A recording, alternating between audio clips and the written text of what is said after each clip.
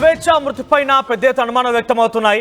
ఎప్పుడైతే కుటుంబం ఆరోపిస్తోందో Purnachander Naik, Badavath Purnachander Naik BRS party క్రియాశీలక నాయకుడిగా పనిచేస్తున్నారు. ఆయనకు సంబంధించి పెద్ద ఎత్తున ఫోటోలు ఇప్పుడు వైరల్గా మారాయి.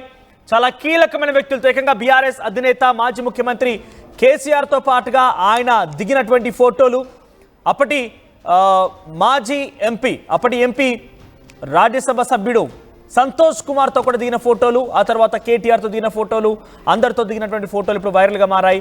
బదావత్ పూర్ణచందర్ నాయక్ బీఆర్ఎస్ పార్టీలో చాలా క్రియాశీలకంగా పనిచేశారు. ఏకంగా ఖానాపూర్ నియోజకవర్గం నుంచి ఈ ఫోటోలు చూడండి. ఏకంగా ఖానాపూర్ నియోజకవర్గంలో పెద్ద ఎత్తున తాను ఒక ఎమ్మెల్యే అభ్యర్థిగా కూడా కొన్ని సందర్భాల్లో ప్రకటించుకున్నాడు. అక్కడ విస్తృతంగా ప్రకటించారు కూడా.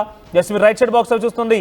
ప్రజలతో ఉన్న ఈ అనుబంధం కలకాలం నిలిచిపోయే సంబంధం. బదావత్ పూర్ణచందర్ నాయక్ ఖానాపూర్ నియోజకవర్గం, ఆదిలాబాద్ జిల్లాలోని ఖానాపూర్ నియోజకవర్గం సంబంధించినటువంటి ఆ నియోజకవర్గంలో పర్యటించారు ఆయన. గ్రీన్ ఇండియా ఛాలెంజ్లో కూడా పనిచేశారు. Green India challenge Santosh Kumar లేవనెత్తినటువంటి గ్రీన్ ఇండియా ఛాలెంజ్ కూడా ఇన్ఛార్జ్గా చేశారట. ఆఫ్టర్ సంతోష్ కుమార్కి ఒక అసిస్టెంట్గా కూడా వ్యవహరించారట.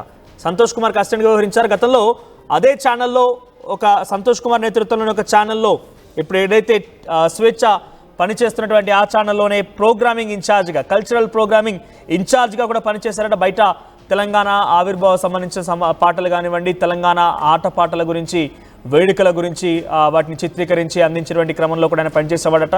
సో కేటీఆర్, హరీష్ రావు, సంతోష్ రావుతో చాలా అత్యంత సన్నిహితంగా మెలిగినటువంటి ఆ ఫొటోస్ ఇప్పుడు వైరల్గా మారాయి.